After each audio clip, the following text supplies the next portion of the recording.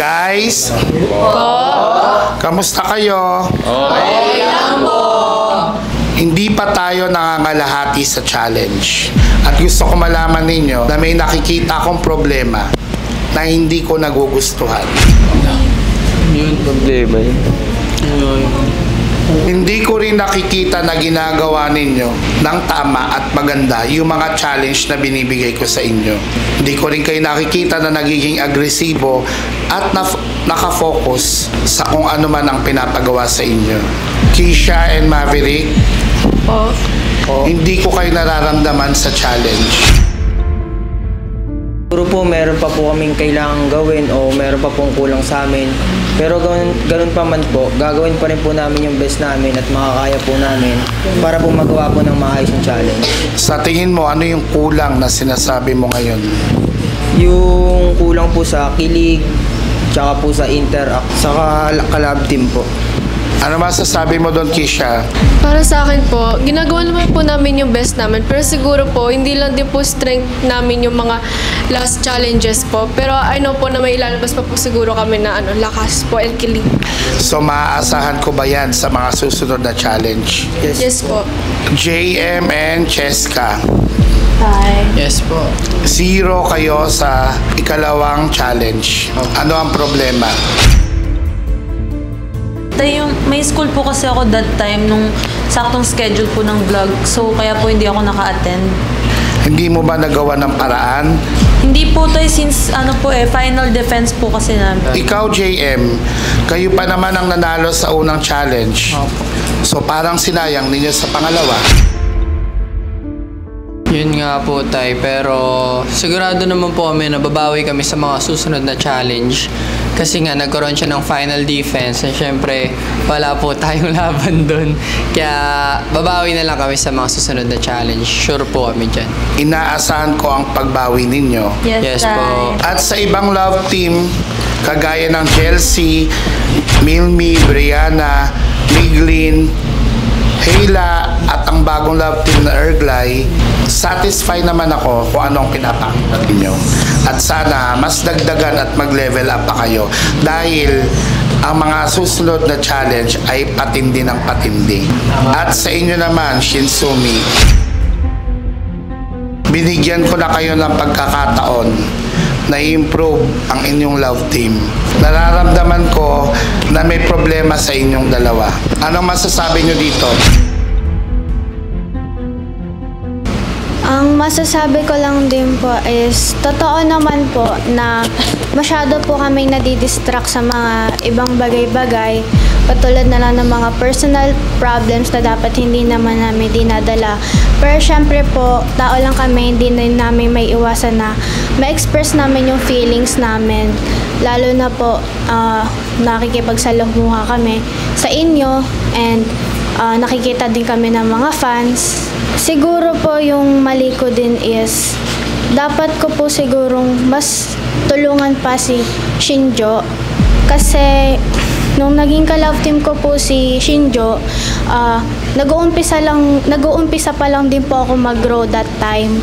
And alam ko po na ako yung nauna, na dapat ako yung mas may alam or dapat ako yung magturo sa kanya na mas matuto pa. Ikaw, Shinjo, anong masasabi mo? Masasabi ko po tayo, siguro po may kulang pa po talaga. Yun nga po, napapansin ko rin parang pabigat yung problema ko po na sa personality ko po.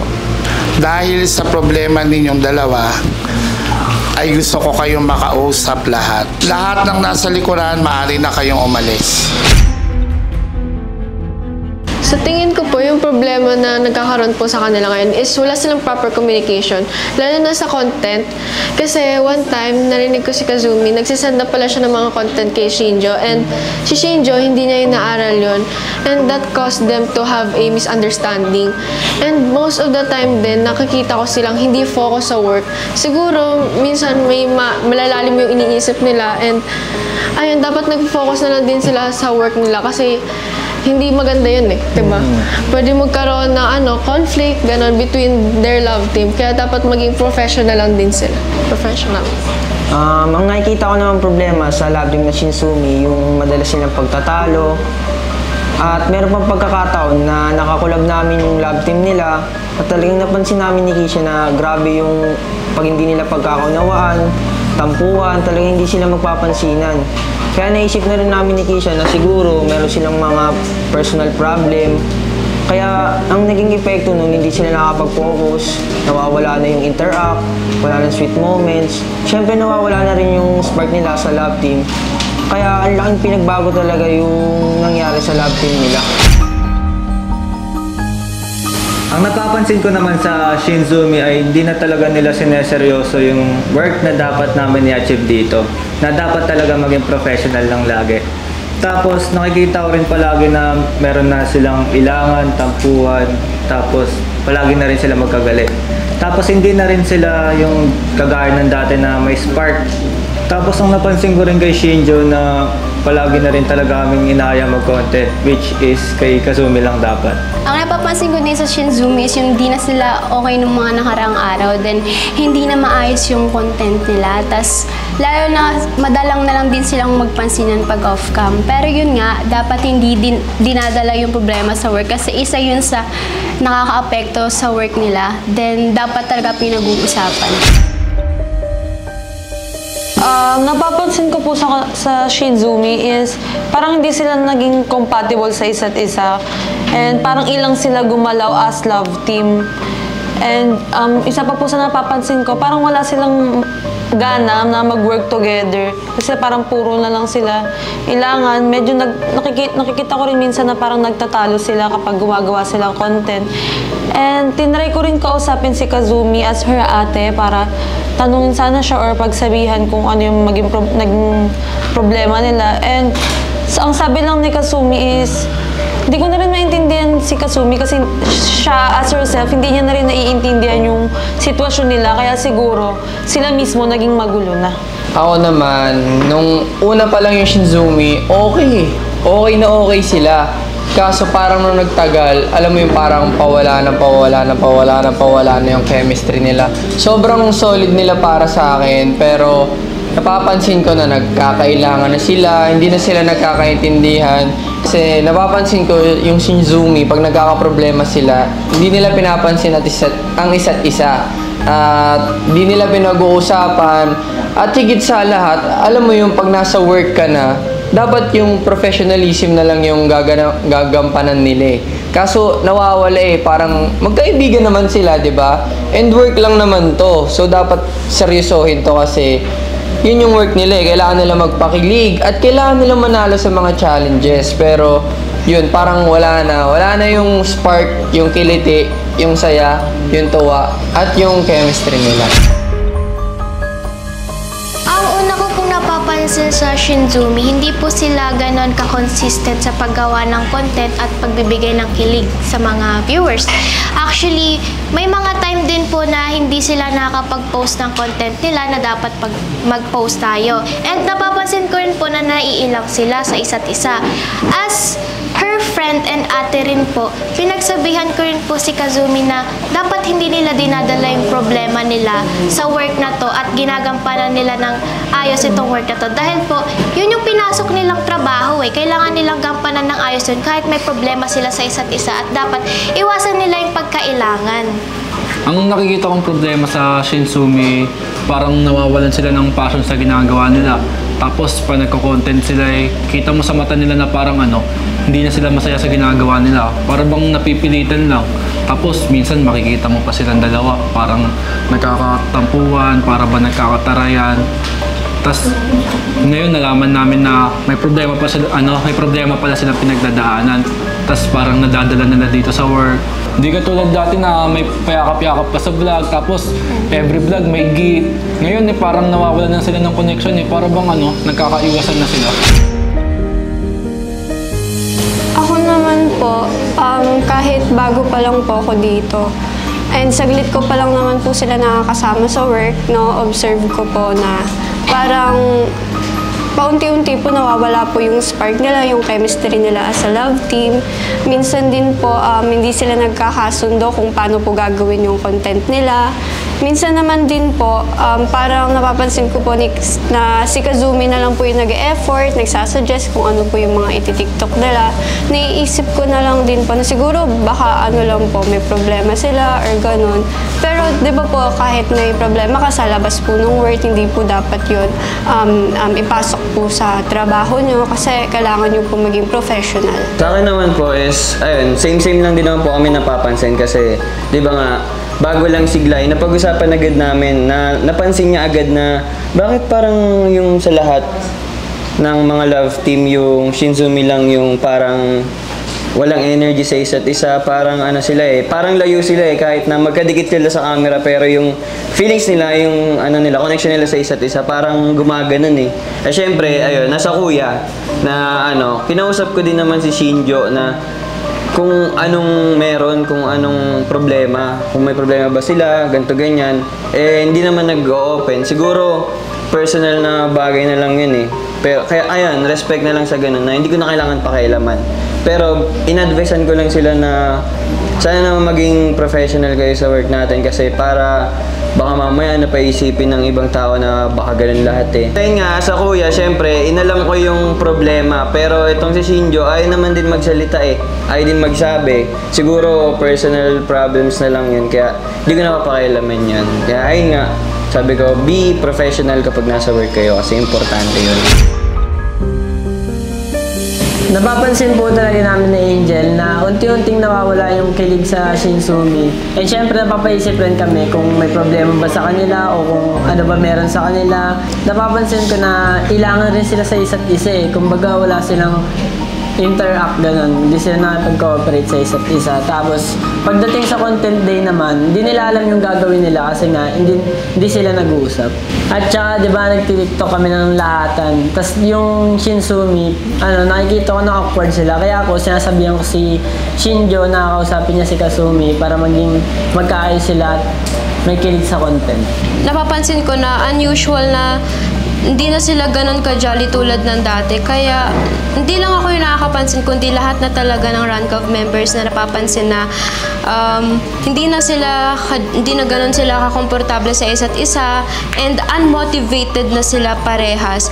And ako naman, kaming girls, talagang kinakausap namin si Kazumi na bakit ganun na yung nangyayari sa love team nila.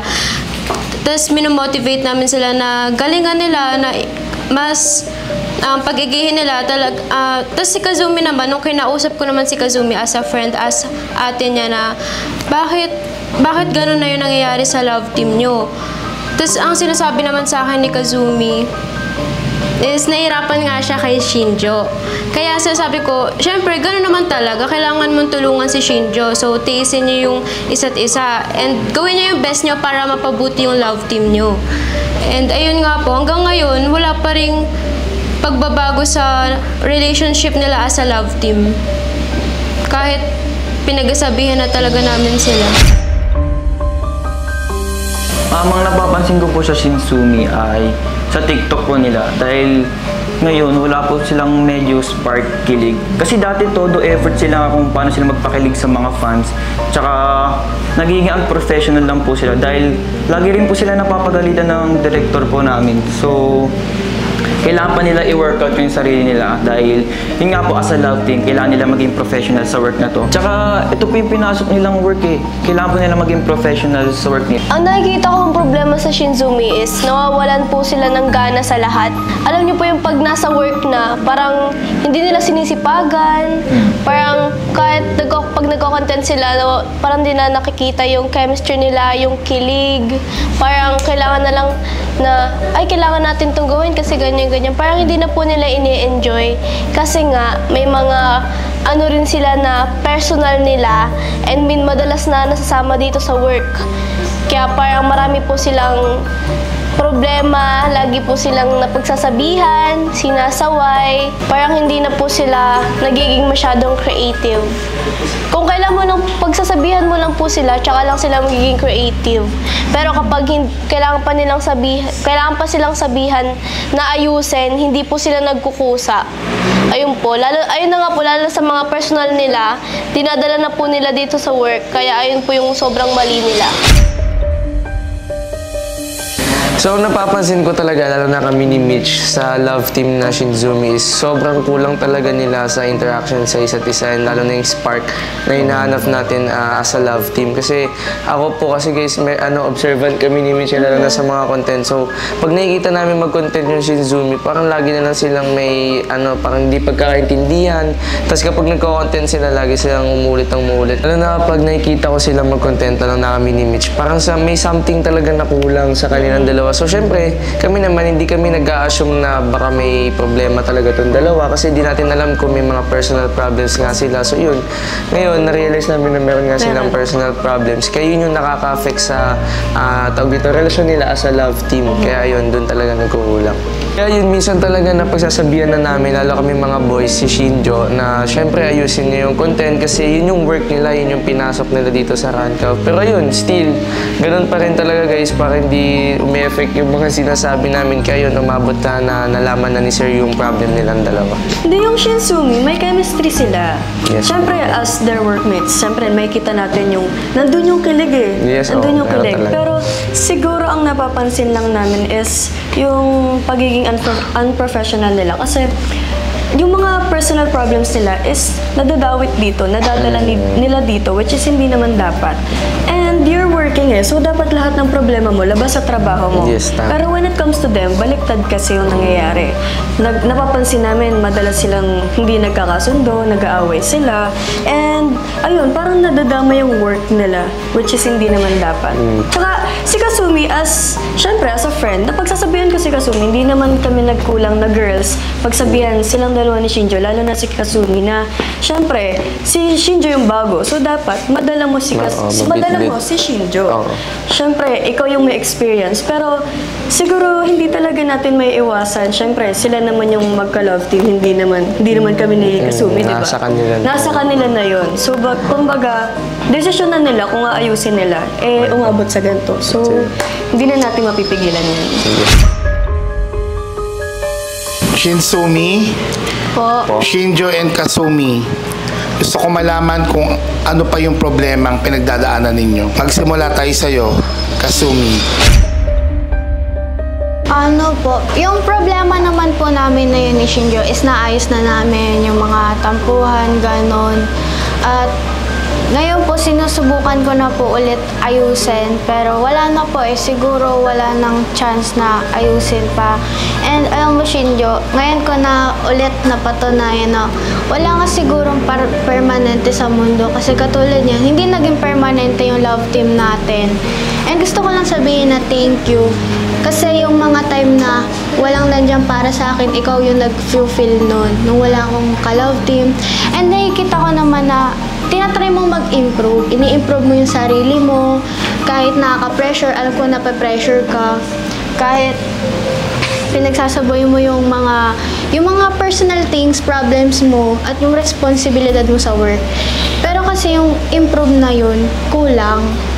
Kumbaga, all this time na magka-love team tayo, sa ilang months na magka-love team tayo, ganon yung routine natin.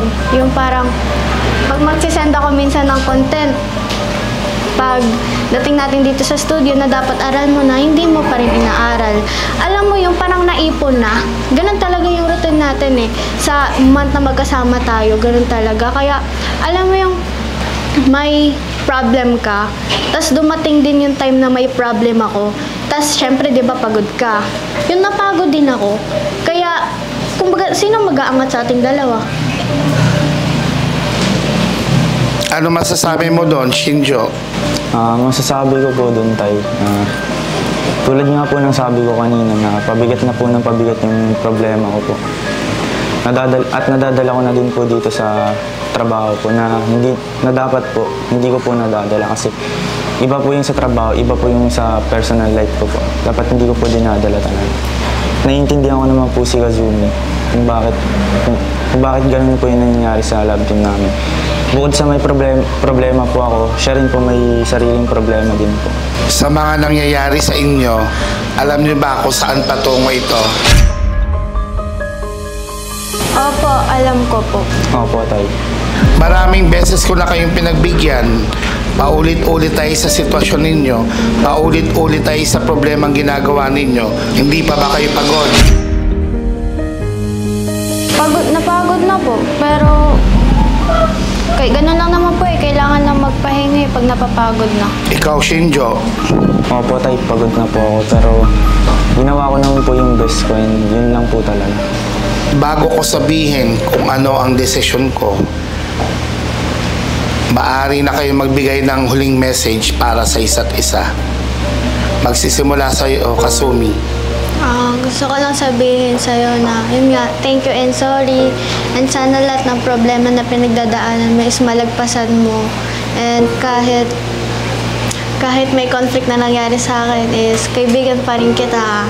Huwag kakalimutan, nalagot ko sa akin. And ayun. And thank you din kasi naging parte ka ng buhay ko, naging ka-love team kita. And may natutunan naman ako sa'yo na naging ka-love team kita. And kung may isipin na lagi ako galit sa'yo pag magko-content tayo, tinuturoan lang kita na mag-improve. Kasi yun yung way ko para matuto ka and para rin naman sa'yo, para sa atin. Tayo yung magbe-benefits doon. And ayun. Gusto ko lang magpasalamat sa'yo, Kazumi, dahil sa kalahating taon na nagsama tayo, marami din ako natutunan at marami akong sayo na naaral dahil sa'yo. Tapos thankful ako dahil ikaw yung naka-love team ko sa kalahating taon. At gusto ko lang humingi ng sorry sa'yo sa lahat ng nagawa kong mali at kung ano man yung mga bagay na nagawa natin, sana wag mong makalimutan yun at magiging remembrance natin yun.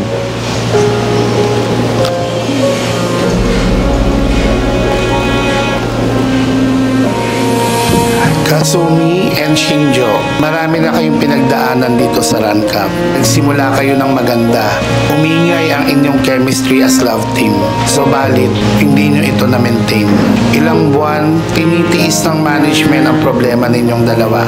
Ilang beses kayong pinag-aayos, pero linggo-linggo, lagi kayo magkaaway. Kagaya ng mga bagay, lahat may katapusan.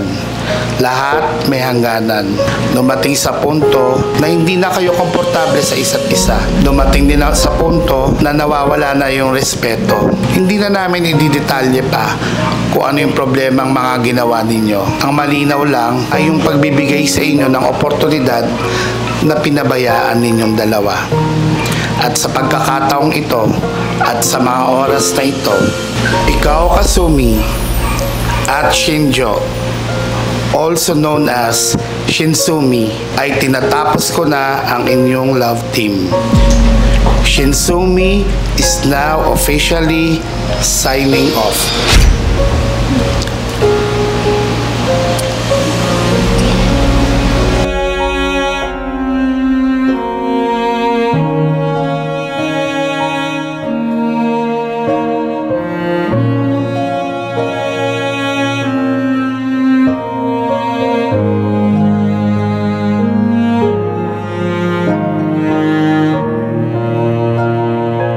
Guys, sa mga oras na ito ay gusto kong magpaalam na kayo sa kanilang dalawa. Ayan boy, okay lang yan. At gusto ko rin malaman ninyong lahat na hindi nyo na muna makakasama si Shinjo sa mga susunod nating vlog at sa mga susunod nating mga content. Shinjo, magpaalam ka na kay Kasumi. Kasumi.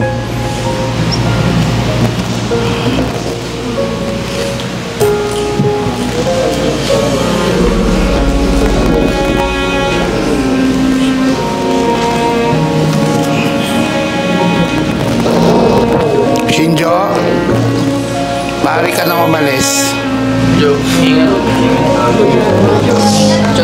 Lalakay tayo. Dito